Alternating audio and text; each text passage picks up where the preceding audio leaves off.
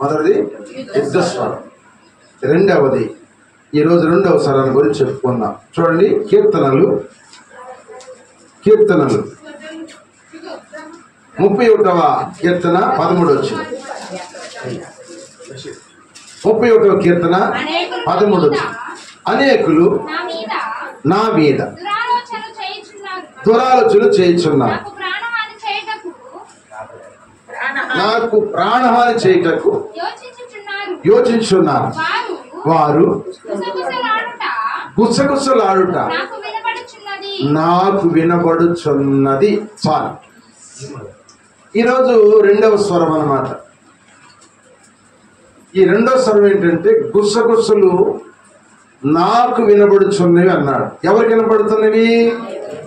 దేవునికి వినబడుతున్నాయి. మనుషులకు వినపడి ఏం చేయలేరు. మనుషులకు గుసగుసలు వినపడతాయి కానీ ఏం చేయలేవు మనల్ని. కానీ దేవునికి వినపడుతుంది. మన శవల్లో చెప్పుకున్నది ఆయనకి మిద్దిలి మీద సాటు పెడతాడట. మన శవల్లో చెప్పుకున్నాయి అంటే చెవులు చెప్పుకున్నాయి అంటే మెల్లిగా చెప్పుకుంటాడు కదా. ఈ చెప్పునంటే మిద్దిల మీద దేవుడు సాటిస్తాడంట. మన రహస్యాలను చేసేయంట రేపు ఆయన బట్ట వెలుగు చూపిస్తాడంట. ఒక సీన్ లాగా, ఒక రీల్ లాగా చూపిస్తాడంట. అందుకని మనం దేవుని భయపడాలి. మన గుసగుసలన్నీ దేవునికి వినపడుతుంటాయి. చాలా మంది మందిరంలోకి వచ్చిన తర్వాత గుసగుసలు ఆడుకునే వాళ్ళు ఎక్కువ ఉంటారు. వాక్యం మీద ధ్యాస ఉండదు వాళ్ళకి. వీళ్ళకాడ చెప్పుకోవడానికి కుదరదు. ఇక్కడికి వచ్చినా చెప్పుకుంటారు గుసగుసలు. ఆమె సేవలు ఏమ సేవలు అట్లా పురుషులు కానీ స్త్రీలు కానీ అలా గుసగుసలు చెప్పుకోకూడదు. ఆ చెప్పునే అంట దేవుడికి వినపడతాయి అంట. నువ్వు మంచి చెప్పుకుంటే మంచి, చెడు చెప్పుకుంటే చెడు. దానివల్ల మనకి దేవుని కోపం వస్తుందంట. దేవుని కోపం వస్తే ఏమవుతామంటే మనం చచ్చిపోతాం అన్నమాట. అది అందుకని మనం దేవుని కోపం తెచ్చేటట్టుగా మనము ఉండకూడదు. ఎవరు అంటే ఈ స్వరం ఏ స్వరం అని చెప్పాను రాత్రి? 3 స్వరాలు చెప్పాను రాత్రి. ఏంటి 3 స్వరాలు? ఒకటి పావురు స్వరం, 2 ప్రాణప్రియుడి స్వరం, 3వది చెలికత్తెల స్వరం. అంటే దాని అర్థం చెప్పారు కదా. పావురు అనగా పరిశుద్ధాత్మ, ప్రియుడు అనగా పెళ్లి కుమారుడు. ఆయన మనల్ని పిలవడానికి ఆకాశ స్వరం వినపడు. ఇప్పుడు చెలికత్తెల స్వరం ఎక్కడ వినపడుతుంది? చెలికత్తెల స్వరము ఉద్యానవనములో పెంచబడుతున్న దాన అన్నాడు. అంటే ఉద్యానవనం అనగా దేవుని మందిరము. దేవుని మందిరం. మందిరానికి వచ్చిన వాళ్ళు ఉద్యానవనంలో పెంచబడుతున్నాం. వనం అనగా తోటని చెప్పే కదా రాత్రి చెప్పే కదా. ఆ తోటలో పెంచబడుతున్నాం. ప్రతి ఒక్కరు కూడా ఎలా పెంచబడుతున్నాడు? ఆ తోట మంచిగా పెంచితే మంచి ఫలాలు వస్తాయి, ఆత్మ ఫలం వస్తుంది. అదే మనం చెడ్డగా పెరిగామనుకో చెడ్డ ఫలాలు వస్తాయి. చెడ్డాటిని ఎవరు తినరు, మంచి ఆటిని తినడానికి వస్తారు. మంచి ఆటి కోసం ఎంతోమంది వెళ్ళి కొనుక్కొచ్చుకుంటాం. కనుక అందుకని రాత్రి మీకు చెప్పారు. కనుక చెలికత్తెలు అంటే ఎవరు స్వరం వింటానికి చెలికత్తెలు వస్తారంటే సంఘంలో నిశ్వాస స్వరం వినటానికి వస్తారు. చుట్టాపు చెలికత్తెలు అంటే ఎవరు? నీ ఇంటి చుట్టాపులు ఉన్న స్నేహితులు అవ్వచ్చు, బంధువులు అవ్వచ్చు, అన్యులు అవ్వచ్చు, విగ్రహార్థులు అవ్వచ్చు. వాళ్ళు నీ స్వరం వినటానికి వాళ్ళు సిద్ధపడతారు. అందుకని మనం చాలా జాగ్రత్తగా ఉండాలని చెప్పాను. ఆ స్వరాల్లో వినబడని స్వరాలు ఏవి, వినబడే స్వరాలు ఏవి అనే విషయాలు నేను చెప్పుకుంటూ వస్తాను అన్నమాట. ఇప్పుడు వినబడని స్వరాలు అన్నమాట. దేవునికి ఇష్టలేని స్వరాలు ఏదంటే రాత్రి చెప్పుకునేది ఏంటంటే యుద్ధ స్వరము. యుద్ధ స్వరాన్ని గురించి చెప్పుకున్నాం. ఇప్పుడు స్వరం ఏంటంటే రెండవది గుసగుసలు ఆడుకుంటుంటారు. ఈ గుసగుసలు దేవునికి ఏంటంట కోపం తెచ్చాయి అన్నమాట. ఎలా కోపం వస్తాయి అంటారేమో. చూడండి, సంఖ్యాకాండము 11వ అధ్యాయం మొట్టమొదటి వచ్చింది. చూడండి,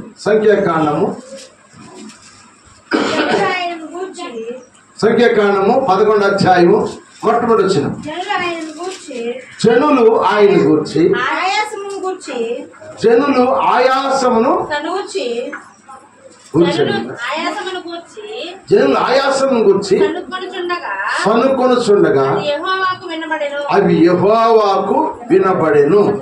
యెహోవా దాన్ని విన్నప్పుడు కోపము రగులుకొనెను. అగ్ని వారిలో రగులుకొని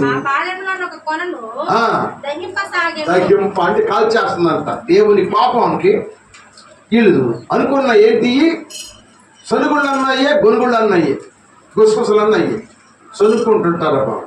సొనుక్కారా? సొనుక్కుంటారు చాలా మంది. సొనుక్కునే వాళ్ళు ఉన్నారు. అమ్మ దయచేసి సొనుక్కోవద్దు. సంఘంలో కూడా సొనుక్కునే వాళ్ళు ఉన్నారు. లేదంటారా? సొనుక్కునే వాళ్ళు ఉన్నారు చాలా మంది. ఎవరైనా చెబితే మీకు బాధ కలిగింది కావడం. నేను చెప్తే మీకు బాధ కలిగినా బాధ కలగకపోయినా చెప్పే మాట దేవుని వాక్యం ఉన్నట్టుగా చెప్పాలి. సనుగుళ్ళు, గుసగుసలు దేవుని కోపం జరుగుతాయి అన్నమాట. ఎందుకు సనుక్కు కావాలి? సనుక్కోమంటే కదా సంహారదూతలందరినీ సర్వనాశనం చేసేసి చంపేసి. సనుగులు ఉండకూడదు. ఒకళ్ళ మీద ఒకళ్ళు సనుక్కాడు, ఒకళ్ళ మీద ఒకళ్ళు గొనుక్కాడు, ఒకళ్ళ మీద ఒకళ్ళు గుసగుసలు చెప్పుకాడు. చక్కగా భావిస్తాం. చాలా మందికి ఇది ఒక అలవాటు అయిపోయి కొంతమంది చనుక్కుంటారు. నా మీద కూడా చనుక్కునే వాళ్ళు లేరంటారా? భాస్కర్ మీద కూడా చనుక్కునే వాళ్ళు ఉన్నారు. ఇక్కడ లేకుండా ఉండరు, లేకుండా ఉండరు. ఏంటంటారంటే నాకు మన మధ్య తెలిసింది. ప్రార్థన చేసేవాళ్ళకి ఎత్తున్నాడు భాస్కర్, చదువుకుంటారు. ప్రార్థన చేసేవాళ్ళకి ఎత్తున్నాడు ప్రార్థన, చిన్నవాళ్ళకి ఎట్లు లేదు అనుకుంటాను. అని నేను కొన్న వారంలో ప్రేరేపించవాలని చేయమని చెప్పాను. ప్రార్థన టైం రారు, వాక్యం టైంకి వినరు. ఇన్న వాళ్ళకి ప్రార్థన చేయమని ఇచ్చానుకో వాళ్ళు ఏం చేస్తారు చెప్పండి?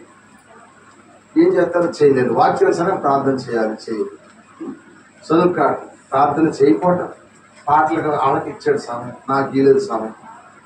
ఇట్ట ఈ సనుకులు కూడా ఉండకూడదు. దైవజనుడు అనగా దేవుని ప్రతినిధి. దేవుడు ఎవరికి ఇస్తే వాళ్ళు సంతోషంతో ఆ పని చేయటం మంచిది. అల్లోయ నేను కొన్నిసార్లు వెళ్తాను, వాక్యం చెప్పడానికి వెళ్ళను. నేను వాక్యం చెప్పడానికి వెళ్ళను, ఇందామని వెళ్తాను, కూర్చుంటాను. కానీ అనుకున్న రోజు నేను దేవుడు వేస్తానంట, వాళ్ళతో మాట్లాడతాడు. ఆశగారు పలానా ఇస్సాగారు లేచి వాక్యం చెప్తాను. నాయన ఇది నీ ఏర్పాటు. ఒక్కోసారి చెబుదామని వెళ్తాను, ఆ రోజు నాకు ఉండదు. ఇది నీ చిత్తం అనుకుంటా. అంతేగాని వాళ్ళకి సొనుక్కుంటే మనకి నచ్చుతుంటారా? ఏమి రా సొనుక్కుంటే ఏమి రా, సొనుక్కోకూడదు, కొనుక్కోకూడదు. అందుకని నేను చెప్తున్నాను. కొంతమంది అట్లా కొనుక్కుంటారు, అలా కొనుక్కోకూడదు. ఆ శుద్ధాత్మ దేవుడు ఎవరికి ఇచ్చాడా ఆ విషయాన్ని నువ్వు ఇచ్చికాడే ప్రార్థన చేస్తూ రావాలి. నేను ఎలా దేవా నాకు పాటల సమయం, పాటదాన్ని నేను మహింపరచలేను, ప్రార్థన దాన్ని నేను మహింపరచలేను, లేకపోతే వాక్యం కూడా నేను చదవాలని నువ్వు అనుకున్నాను బట్టి వచ్చి నువ్వు కూర్చో దేవుని దగ్గర. దేవుడు తప్పక నీకు ఆ అవకాశం దేవుడిని కలగజేయను కాక. అంతేగాని నువ్వు ఏడుకు వచ్చినాక నాకు ఇవ్వలేదు కత్తనము, వాళ్ళకి ఇచ్చాడు ఏడుకి ఇచ్చాడని మీరు చదువుకుంటే దానివల్ల మీరే నష్టపోతారు. మీరందరూ నాకు దేవుని ఇచ్చిన బిడ్డలు. మీ మీద నాకు ఎప్పుడు ప్రేమ, ఒకళ్ళ మీద దేశం అని ఒకళ్ళ మీద ప్రేమ అనేది నాకు కూడదు. అందరూ సమానమే. హల్లెలూయా, అందరూ సమానమే. అందరికి వాక్యం బోధించమన్నాడు, అందరి వరకు ప్రార్థన చేయమన్నాడు. మీలో సొనుకులు ఉంటారు, మంచి ఉండేళ్ళు ఉంటారు. అది మీ ఇష్టం, మీరు ఎట్టనుకున్నా అది మీ ఇష్టం. దాన్ని నేను బాధ్యుడు కాదు. అన్నట్టు ఏంటి అన్నాడు యేసు ప్రభుని అన్నాడు. ఆ గొప్ప దేవుడే అన్ని మంచి పనులు చేస్తే ఆయన మీదే సొనుక్కున్నారు, కొనుక్కున్నారు, ఎన్నో మాట్లాడారు. అందుకే సొంత ప్రవక్త సొజుల మధ్య ఘనతలందరని చెప్పి యేసు ప్రభు వారు అక్కడి నుంచి తిరిగి ఇంటికి ఆయన ఏరే ప్రదేశానికి వెళ్ళిపోయారు. సొజుల మధ్య ఆయన సేవ చేయలేదు. దేవుడు మరి ఎందుకు మరి నాకు ఇచ్చిన సంఘాలు 3 సంఘాలు ఇచ్చాడు. ఆ 3 సంఘాలు ఉంచుకుని మరి ఇక్కడ నుంచాడు. నాకు అది ఏంటో అర్థం కాదు. ఒకసారి ఏడుపు వచ్చింది అనమాట. నాకు ఒకసారి ఏడుస్తాను, ఎందుకు నన్ను ఇక్కడ పెట్టి. నాకు అసలు అన్యుల మధ్య ఇచ్చే కదా సంఘాలు, అన్యుల మధ్య ఉన్న సంఘాలు చేసుకుంటే నాకు అంత ఆనందంగా ఉండేది, అంత మనశ్శాంతి ఉండేది. కానీ అక్కడ ఉంచుకుని నాకు ఇక్కడ ఎందుకు ఉంచావు ప్రభు అని ఒకసారి ఏడుపు వచ్చి ఏడుస్తాను. అమ్మ బయటికి వెళ్ళి మాట్లాడతాను. దేవుని స్తోత్రం. హల్లెలూయా. కనుక ప్రభునందు ప్రేమ దేవుడిలాగా దేవుని సన్నిధిలో ఎందుకు కట్టిపోయాడు అనిపిస్తుంది అన్నమాట. మన దేవుడు ఎలా తీసుకెళ్ళి వాడుకుంటాడు. నాకు ఆ ధైర్యం దేవుడు నాకు ఇచ్చాడు. హల్లెలూయా. ఏళ్ళకి వెళ్ళినా సరే ఎవరన్నా కానీ మరి ఎందుకో మరి నా ముఖం చూస్తే అక్కడ ఏదో ఒకటి నాకు ఇస్తారంటారు. కానీ ప్రియమైన దేవుని బిడ్డలారా, మీరందరూ కూడా సనుగుళ్ళు అనేది మన ఇంట్లో భార్య భర్తలు ఉంటే కొన్ని సనుగుళ్ళు ఉండమంటారా? భార్య భర్తలు సనుగులు ఉంటాయి, అన్నదమ్ములు సనుగుళ్ళు ఉంటాయి, అప్పజేళ్ళు సనుగుళ్ళు ఉంటాయి, గుసగుసలు ఆడుకుంటుంటారు. రకరకాలుగా మాట్లాడుకుంటుంటారు. అలాంటిది మనలో ఉండకూడదు. అలాంటిది మనలో ఉంటే దానివల్ల దేవుని కోపాన్ని మనము గురైపోతాము.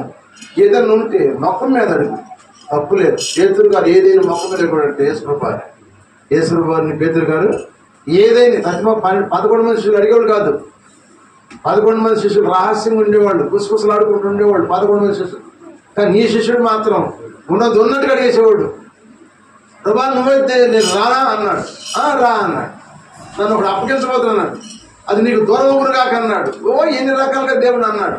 అన్నా కూడా దేవుడు అన్నిటికీ జవాబు ఇచ్చాడు. సాతాన పో అన్నాడు పేతురు గారు. ఏమండి ఎన్నో అన్నాడు. అసలు నీకోసం ప్రాణం పెడతా అన్నాడు. నా కోసం అబద్ధం ఆడుతాం మమ్మారన్నాడు యేసుప్రభు. కానీ ఎన్నన్నా ఆఖరికి ఎవరికి ఇచ్చిన తాళాలు పరలోక తాళాలు పేతురు గారికి. ఎందుకంటే ఆయన కప్పలేని వాడు పేతురు గారు. ఉన్నదేదో దేవుడిని అడిగేవాడు, అడిగి ఆయన దగ్గర జవాబు పొందుకునేవాడు, సంతోషించాడు కనుక అందుకే అతనికి అధికారం ఇచ్చాడు దేవుడు. ఏ అధికారం ఇచ్చాడు? పాతాళ లోకమును, పాతాళం కాదు పరలోక తాళం ఇచ్చాడు. మొన్న ఒక అమ్మాయి వచ్చి అంటున్నా, వచ్చిందా ఇలా మన ఫోన్ చేసి చెప్తున్నా, ఎలా వచ్చావా? ఎవరు అందే పేరుద్దులే చెప్పు. నువ్వేమన్నా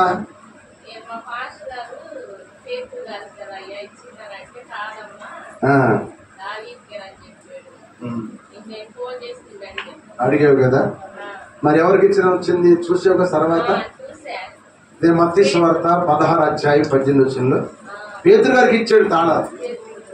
పరలోక తాళాలు ఎవరికి ఇచ్చాడంటే పేతురు ఉన్నట్టు అడిగేవాడు, మొక్క మీద అడిగేవాడు. ఆయన కూడా అట్టగే చెప్పేవాడు.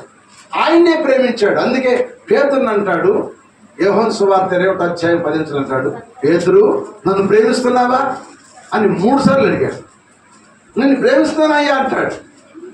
నన్ను నిజంగా ప్రేమిస్తున్నా, అది నీకే తెలుసు అన్నాడు. ఇక నా కోపం వచ్చింది పేతురు గారికి. దేవుడి మీద కోపం వచ్చినాడు, అది నీకే తెలుసు అన్నాడు. అయితే నా గొర్రెలు కాయ, నా గొర్రెలు మేపు, నా గొర్రెలను కాయమని ఆయనకి అప్పగించాడు. హల్లెలూయ. అందుకంటే పేతురు ఈ బండ మీద నేను సంఘాన్ని కడుతున్నాను, ఇది పాతాళ ద్వార బంధకము ఏమిచ్చేది. చదవండి ఆ ఒక్క మాట చదవండి. పేతురు మత్తయి సువార్త 16:18 మరియు నీవు పేతురువు. పేతురు అంటే అర్థం ఏంటంటే బండ, రాయి, క్యాప అని పొంది కనుక 4 పేర్లు అన్నమాట. కనుక పేతురు అంటే నువ్వు బండ అని అంటాడు. ఈ బండ మీద నా సంఘం కడతాను. పాతాళలోక ద్వారములు దాని ఎదుట నిలవనేరవని నేను నీతో చెబుతున్నాను. పరలోక రాజ్యం యొక్క తాళపు చెవులు నీకు ఇస్తాను. నువ్వు భూలోకమందు నేను బంధిస్తాను. దేన్ని విప్పుతావు? అది అంటే ఏ తాళాలు ఇచ్చాడు ఇప్పుడు? పరలోక రాజ్యపు తాళాలు. ఎందుకు ఇచ్చంటే ఆయనలో కపటం లేదు, గుసగుసలు లేవు, సొనుగుళ్ళు లేవు, గొనుగుళ్ళు లేవు. నా ఆత్మీయ బిడ్డలను మీకు చెబుతున్నాను, మీలో గుసగుసలు ఉంచుకోవద్దు, కపటం ఉంచుకోవద్దు. ఏదన్నా ఉంటే ముక్కుసూటిగా అడగండి. ముక్కుసూటిగా అడిగి దేన్ని తెలుసుకోండి. తెలుసుకుని దేవుల్లో కొనసాగండి. మీ మీద నాకు సొనుగుళ్ళు ఉంటే నాకు నష్టం, నా మీద సొనుగుళ్ళు ఉంటే మీకు నష్టం. గుర్తుపెట్టుకోండి. మనం అందరూ ఎవరమంటే యేసయ్య దగ్గరికి వెళ్ళి పరలోక రాజ్యానికి వెళ్తానికి మన దేవుడు కాపలాగా ఒక కావలిగా అడగని పెట్టాడు. మీరు దేవుని బిడ్డలు, నేను ఆయనకి దాసుడు. అంటే నేను కమతగోండి, నేను జీతగాడిని, మీరు దేవుని బిడ్డలు. దేవుని సోదరు చెప్పండి, మీరు దేవుని బిడ్డలు, నేను జీతగాడిని. గుర్తుపెట్టుకోండి. ఇప్పుడు మన పిల్లలను చదివిస్తానికి వెళ్తున్నాం, తీసుకెళ్తున్నాం. పిల్లలు నీ పిల్లలు ఏం చేస్తున్నాడు? డబ్బు ఇచ్చి చదివించుకుంటున్నాం.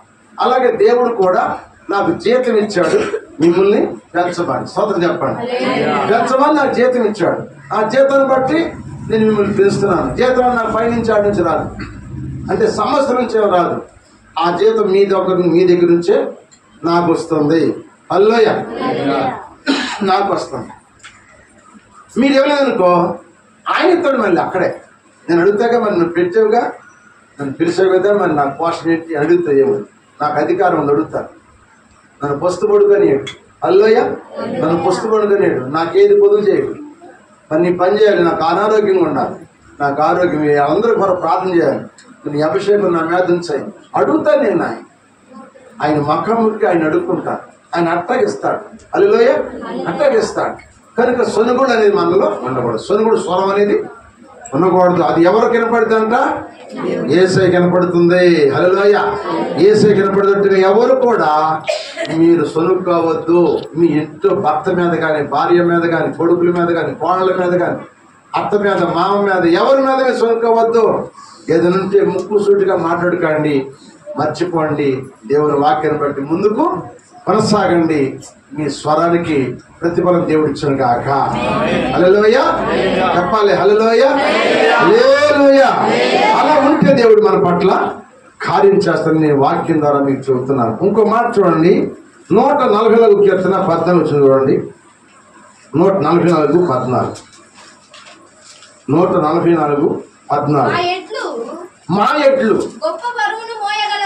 గొప్ప బరువును మోయగలవని మా వీధుల్లో సొరబడునయ్యను, సొరబొట్టైనను, గురుగులెత్తుటైనను లేదు. వాటిలో శ్రమగల వారి మొర వినబొట్టైనను లేదు. అవి కూడా శ్రమ పడతాయి కదా. ఎడ్లు కూడా ఉడుకులెత్తి పరుగులెత్తి అవి కూడా మరవంట. ఆ స్వరం వినపడదంట. ఎద్దును కొడతావు, పరిగెత్తిది కానీ అరిసిద్దా చెప్పండి? అరవదు. కనుక మరగవు. ఎందుకంటే మన ప్రభువైన యేసు క్రీస్తు వారు కూడా అలాంటి వాడే. అందుకే కొత్త నిబంధనకు వచ్చేసరికి యేసు ప్రభు వారు ఒక మాట చెప్పాడు. చూడండి, మత్తయి సువార్త 12:19 వచ్చింది. 12:19 వచ్చింది మత్తయి సువార్త. అమ్మా, ఇత్తువాని గురించి ఉపమాన భావం వినుడి. ఎవడైనా అమ్మా ఏం చదువుతున్నా? మత్తయి సువార్త 12:19. వాక్యం వినండి, అందుకని శాంతం వినకూడదు మాట. ఈయన జగడమాటు కేకలు వేయి వీధులలో.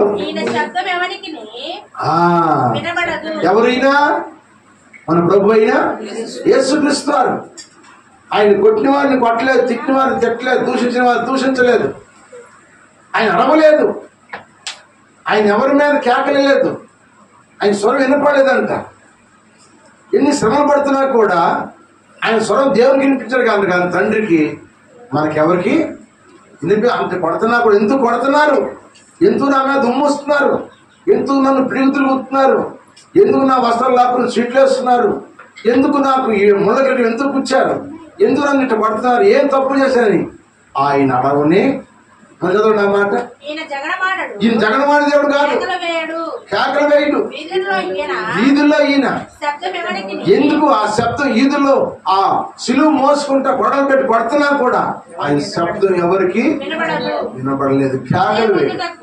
అమ్మా, విజయం పొందుటకు న్యాయ విధిని ప్రభుత్వం చేయ వరకు ఈ నలుగురిని నలిగిన రెల్లుని ఇచ్చే దేవుడు కాదు. మకముకలు ఆడుచున్నా అవసరాలను ఆర్పే దేవుడు కాదు.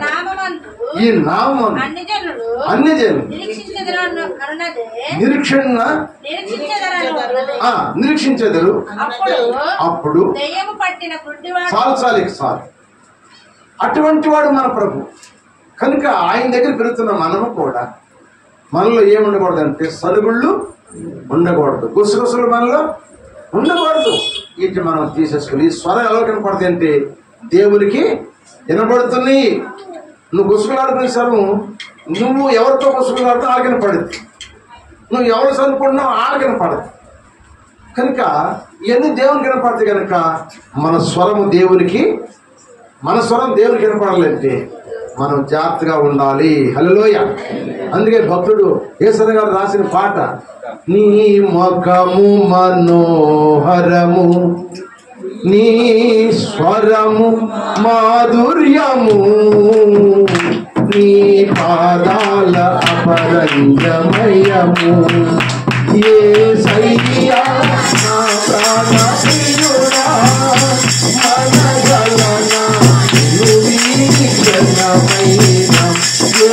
ఏసయ్యా నా ప్రాణ ప్రియుడా మనగలనా నిన్ను వీడి ఘనమైన ఈశ్వరము మనోహరము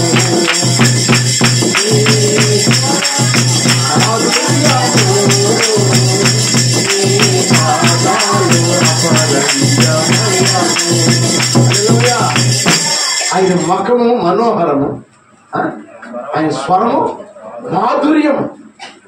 మన స్వరం కూడా మాధుర్యంగా ఉండాలి. ఆయన స్వరం మనకి ఇచ్చాడు, ఆయన రూపం మనకి ఇచ్చాడు. ఆయన ముక్కు, ఆయన చెవులు, ఆయన కళ్ళు, ఆయన చేతులు, ఆయన కాళ్ళు, ఆయన దేహం ఎలా ఉందో ఆ దేహాన్ని మనకు దేవుడు ఇచ్చాడు. దేవుని పోలికతో మనం చేశాడు. హల్లెలూయా. దెయ్య పూలతో చేయలేదు, ఓ జంతువు పూలతో చేయలేదు. దేవుని పోలికతో దేవుడు నరులను చేసెను. హల్లెలూయా. కనుక మనం ఆయన స్వరం ఎట్టుందో మన స్వరం అట్టు ఉండాలి, ఆయన మొక్కలు ఎట్టుందో మన మొక్కలు అట్టు ఉండాలి, ఆయన పాదలు అట్టుందో మన పాదలు అట్లా ఉండాలి. హల్లెలూయా అని ఆయన కోరుకుంటున్నాడు.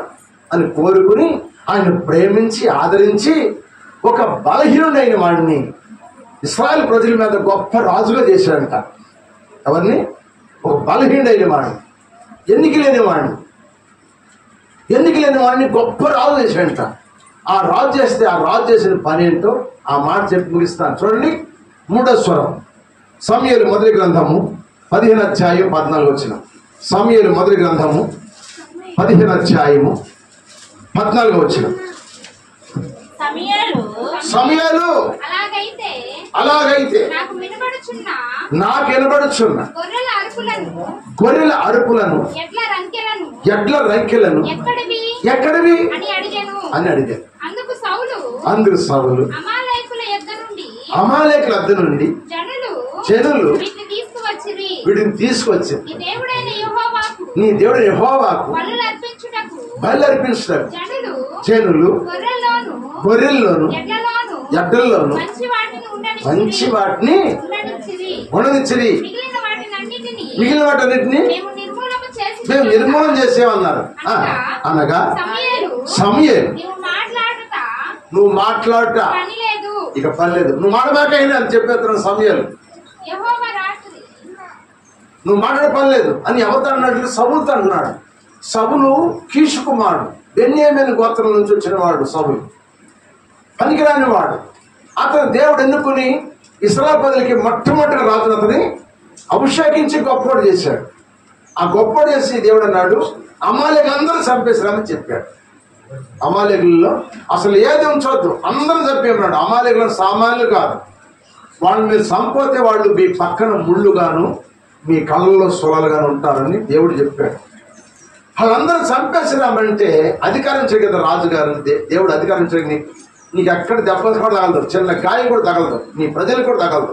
వాళ్ళందరూ చంపేసి అర్థం చేసి కాల్చి బుడి చేసి రమ్మంటే ఏం చేసి చూసావా? అందరిని చంపాడు, గొర్రెలు మేకలన్నీ బక్కాటి అన్ని చంపాడు. పరిశ్రమని తీసుకొచ్చాడంట. ఎవరిని? పరిసిన గొర్రెల్ని పరిసిన ఎట్లని తీసుకొచ్చి దాచాడంట. ఏమండి? దేవుడు చెప్పిన మాటలు కానీ మన ఇష్టానుసారంగా జీవించకూడదు. అక్కడ సమూయేలు అంటాడు ఒక మాట, రాత్రి దేవుడు నాతో మాట్లాడి చదువు ఆ మాట. నువ్వు మాట్లాడే పని లేదు, యెహోవా రాత్రి నాకు సెలవిచ్చిన మాట నేను తెలియజేస్తున్నా, వినమని సౌలుతో అనగా చెప్పమని. అందుకు సమూయేలు నువ్వు చూడండి, నువ్వు దృష్టికి నువ్వు అల్పుడుగా ఉన్నప్పుడు నువ్వు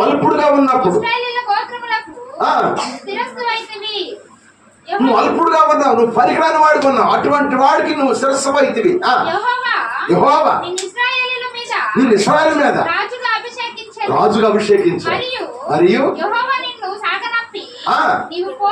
పోయి పాపాత్ములైన నిర్మూలన చేయమని వారు లగిమై వరకు వారితో యుద్ధం చేయమని సెలవీయగా నువ్వు ఎందుచేత యెహోవా మాట వినక తోపుడు మీద ఎగబడి ఆయన దృష్టికి నీవు కీడు అనేను. చాలు చాలు, దేవుని మాట విన్నాను. దేవుని మాట వినటం శ్రేష్టం కానీ నీవు సజ్జుల మాట లేకపోతే బంధువుల మాట వినకూడదు. అందుకే దేవుని మాట ఎందుకంటే బలులు ముఖ్యమైనవి కావు, దేవుని మాటే శ్రేష్టమైనవి. ఆ పాపాతులను చంపిరామంటే ఏంటంట, చంపకుండా తీసుకొచ్చి ఎట్లని గొర్రెలు దాచాడు. ఇప్పుడు ఎవరు రంకెలు పడుతున్నాయి? ఇప్పుడు సౌలింట్లో ఎట్ల రంకెలు గొర్రెల అరుపులు పడుతున్నాయంట. దేవుని సోదరు చెప్పండి. గొర్రెల అరుపులు ఎట్ల రంకెలు విన్నాడు ఎవరు? సమూయేలు విన్నాడు. దేవుడిని పంపించాడు. ఓ ఏలు చెప్పు, నీ రాజ్యాన్ని తీసివేసని చెప్పు అన్నాడంతే. ఆ కుటుంబం పతనం అయిపోయింది. దేవుని మాట వినలేదు, రంకెలు, దేవుని భయం లేదు, ప్రవక్త చెప్పిన మాట వినలేదు వాళ్ళు. దేవుడు నాకు చెప్పమన్నాడే చెప్పాను, ఓ పాపలను చంపిరామని చంపకుండా వచ్చావు కనుక ఆ రంకెలు, ఆ అరుపులు నీంట్లో ఉన్నాయి కనుక దేవుడు నీ కుటుంబాన్ని లేకుండా, భూమి మీద లేకుండా నేను తుడిచివేస్తానని చెప్పేశాడు. హల్లెలూయా, హల్లెలూయా. ఈనాడు కొన్ని ఇళ్లలో రంకెలు వేస్తూ ఉంటారు, అరుపులు లేవంటారా? ఈ రోజు ఇళ్లలో త్వరలు వినపడతలేదా? ఒక ఇంట్లో అరుపులు, రంకెలు, కేకలు, బప్పలు. ఓ చుట్టుపక్కల నిద్ర పడదు కొంతమంది అరిస్తే. ఇంట్లో అరుపులు అనమాట. ఆడు తాగొస్తే భార్య అరిసింది, దాంతోపాటు ఆడు అరుస్తాడు. లేకపోతే ఇంట్లో బిడ్డలు అరుపులు, కొడుకులు కోడళ్ళు అరుపులు, కుటుంబాలు అరుపులు ఎక్కువైపోయి భయం లేకుండా, భక్తి లేకుండా. ఎవరు అరుపులు అంటే క్రైస్తవుల ఇళ్లలోనే. సోదరు చెప్పండి, ఎవరిలో లోకస్తులు అయితే ఎవరు లెక్క పెట్టరు, వాళ్ళు తాగుబోతులు అనుకో. అదే క్రైస్తవులు అట్లా అరుస్తుంటే ఏమనుకుంటా చెప్పండి? వారు బాబు ప్రార్థనకి వెళ్తారు, ఈ నెలలు అతను ఇంతారు, పక్కన నిద్ర పడతలేదు. పుట్టికనే వెళ్ళి ఇంటి పక్కన నేనున్నాను, ఈ దమ్మును పోతే పోయిద్దామో అనుకున్న కూడా కొంతమంది ఉంటారు. ఎందుకంటే వాళ్ళు ప్రశాంతంగా బతకడం కొరకు, ప్రశాంతంగా జీవిస్తానికి అసలు ఇంటి పక్కన ఉండకుండా పోతే అది మంచిదని అనిపించదు. అటువంటి వాడు క్రైస్తవులు ఉన్న ఎరుపులు ఏ ఇంట్లో ఉంటాయో, ఈ కేకలు ఏ ఇంట్లో ఉంటాయో, దేవుని మాట వినకుండా, ప్రవక్త అనే సేవకుడి మాట వినకుండా నీ ఇష్టానుసారంగా జీవిస్తే నీ కుటుంబానికి ఏమిటంట చెప్పండి? పతనం వచ్చిందంట. ఏమో చెప్పండి? పతనం అయిపోయిందంట. కుటుంబం నిదానంగా పతనం అయిపోయిందంట. సౌలు కుటుంబంలో ఒక్కళ్ళు మిగలలేదు, అందరూ చచ్చిపోయారు. ఒక కుంటివాడు, కాళ్ళు లేనోడు ఒక్కడు మాత్రం బతికాడు. హల్లెలూయా. అందరూ పనికి రాకుండా పోయారు. అతను బట్టి తన కూతుళ్ళు కుటుంబాలు కూడా పతనం అయిపోయింది. కూతుళ్ళు బిడ్డలు కూడా చచ్చిపోయారు, అందరూ చచ్చిపోయారు. కారణం చెప్పరా? దేవుని మాట వినకుండా నీ ఇష్టానుసారంగా జీవిస్తూ నీ స్వరము, నీ కేకలు దేవుని కాకుండా దెయ్యపు కేకలు వేసుకుంటా, దెయ్యపు అరుపులు వేసుకుంటా ఇళ్ళలో ఉంటారు చాలా మంది. అటువంటి స్థితి ఉంటే ఈరోజు చెప్పిన వర్తమానం బట్టి మార్చుకోండి. మీ ఇళ్లలో గుసగుసలు ఉంటే ఈరోజు వాక్యం ఉన్న దేవుని బిడ్డలారా, లైవ్ వింటున్న బిడ్డలారా, మీ అందరికీ నేను వందనాలు చెబుతున్నాను. దేవుడు చెబుతున్న మాట మీకు చెబుతున్నాను, వాక్యాన్ని చూపించి మీకు చెబుతున్నాను. ఇటువంటి గుసగుసలు, ఇటువంటి సొనుగుళ్ళు, ఇటువంటి అరుపులు ఉంటే ఈరోజు మార్చుకోండి. దేవుడు మిమ్మల్ని ఆస్వాదించును గాక. మీరు మార్చుకోకుండా ఆ పాషను అట్టే చెబుతాడులే, అరుపులేను, కేకలే, గుసలే, మాకేం రాదులే, మాకేం పట్టదని అనుకున్నావు అనుకో, దానికి నీవే బాధ్యుడు అవుతావు. నేను బాధ్యుడిని కాను. దేవుడు చెప్పమన్న మాటలు చెబుతున్నాను. చెప్పే మాటలు వాక్యానుసారం ఉన్నాయో లేవని మీకు చూపించి చెబుతున్నాను కనుక వాక్యం దేవుడు, వాక్యం నమ్మదగింది. భూమి ఆకాశం గతించిపోతుంది కానీ వాక్యం ఒక పొల్లైన, ఒక సున్నైన నశించిపోదు, గతించిపోదని పరిశుద్ధాత్మ దేవుడు వాక్యం తెలియజేశాడు. కనుక ప్రియమైన దేవుని బిడ్డలారా, ఉదయకాలం వాక్యం ఉన్న నీవు నేను అందరం కూడా గుసగుసలు మనకొద్దు, సరుగుళ్ళు మనకొద్దు, అరుపులు మనకొద్దు. దేవుని వాక్యం బట్టి జాగ్రత్తగా నడుచుకుంటా దేవుళ్ళు కొనసాగిపోదాం. దేవుడి కొద్ది మాటలు మనందరి వినికిళ్ళు నీరు కట్టి ఫలింపచేసి ఆయన స్వరం వినే భాగ్యం దేవుడు మనకు దయచేయను గాక. మన స్వరం ఆయన వినే భాగ్యం దయచేయను గాక. దేవుని స్వరం బట్టి మనకు దీవెన కలుగును గాక. ప్రార్థన చేసుకుందాం. తల్లో వంచండి, ప్రార్థన చేసుకుని ఒక్క నిమిషం అందరూ ఏకీవించి ప్రార్థన చేసుకోండి. ఒక్క నిమిషం అందరూ ఏకీవించి ప్రార్థన చేసుకోండి. అందరూ ఈ వాక్యం విన్నారు కనుక ఒకవేళ నీ ఇంట్లో గుసగుసలు ఉంటే, నీ మనసులో ఉంటే, నీలో సరుగుళ్ళు ఉంటే, నీ ఇంట్లో అటువంటి అరుపులు ఉంటే ఒప్పుకో, దేవుని దగ్గర ప్రార్థన చేసుకోండి. లేకపోతే ప్రార్థన చేసుకునే అవసరం లేదు. ఒకవేళ లేవనుకో, అటువంటి స్థితి నా రాకూడదు ప్రభుని ప్రార్థన చేయండి. అటువంటి స్థితి ఇక ముందు కూడా నేను ఇంతవరకు మౌనంగా ఉన్నాను, ఇక ముందు కూడా నా కుటుంబం మౌనంగా ఉండాలి. ఇంతవరకు నేను సొనుక్కోలేదు, ముందు కూడా ఇక సొనుక్కోకూడదు. ఇంతవరకు నేను నాయన ఎవరి మీద గుసగుసలు ఆడలేదు, ఇక ముందు కూడా నేను గుసగుసలు ఆడకూడదు అని ఉద్దేశంతో నీకు నీవు ప్రార్థన చేసుకో. నువ్వు దేవుని బిడ్డగా దీవిస్తాడు దేవుడు. నువ్వు అలా ఉండకుండా నీ ఇష్టానుసారంగా ఉంటే ఒక రోజు తప్పదు. ఆ దినమును ఎవరు బతిరేడినా ఎవరు ఏడ్చినా ఆ రోజు మన మాట ఆయన వినడు. కనుక ఇప్పుడే దేవుని సన్నిధిలో సాగిపోదాం. అందరూ కూడా ఒక నిమిషం ప్రార్థన చేసుకో. ఒక నిమిషం ప్రభువా నాయనా ఈరోజు నాకు రెండో స్వరం వినిపించావు. రెండో స్వరంలో మాకు నాయన ఈ గుసగుసలు నాయనా తండ్రి, ఈ సొలుగుళ్ళు ఎరుపులు నాలో ఉన్నాయి ప్రభు, నాలో ఉన్నాయి ప్రభు. నన్ను క్షమించయ్యా, ఎరుపులను నేను విడిపించయ్యా.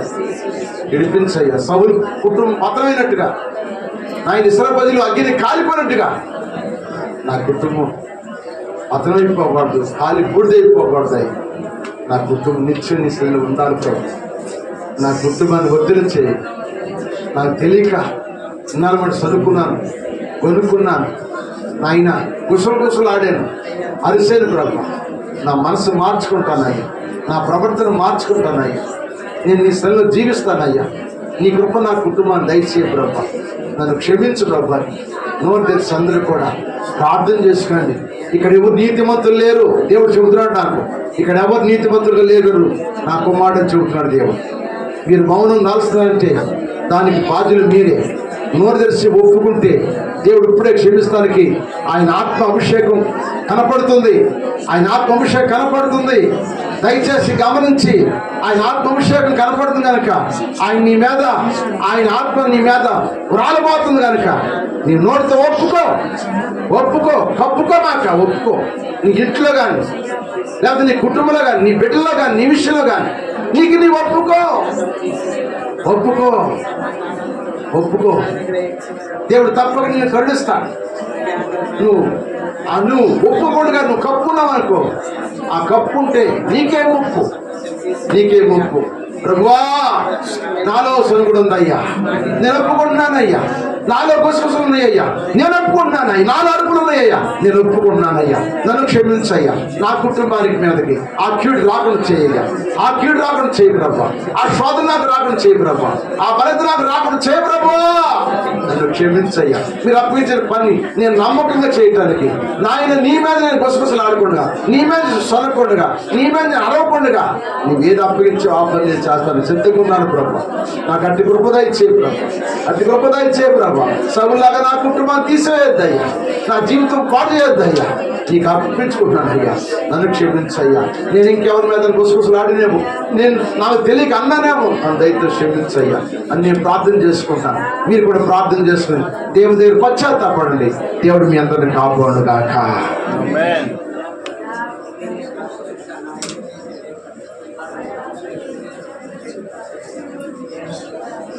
ప్రేరేపణ వారు చిన్న ప్రార్థన చేయండి.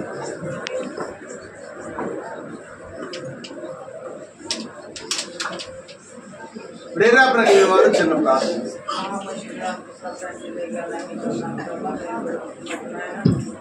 యేసుక్రీస్తు వారి కృపయు పరిశుద్ధాత్మమైన సావాసము సహాయము కూర్చున్న అందరికీ సకల పరిస్థితులు దేవుడు సదాకాలం తోడుగా ఉండి ఆయన కృపలను అందరిని భద్రపరిచి ఆయన స్వరం వినే భాగ్యం మనకందరికి దేవుడు దయచేయను గాక. ప్రవేశ రక్తమే ప్రభు శివ రక్తమే ప్రవేశయ్య నామం సంపూర్ణ విజయం కలుగును గాక. హలో క్రీస్తు మహారాజుకి, నన్న రారాజుకి, రోగుల వైద్యుడికి, దయ్యాలపై జయశీలికి, మన సంఘాల ప్రధాన కాపరికి హల్లెలూయా, హల్లెలూయా, హల్లెలూయా.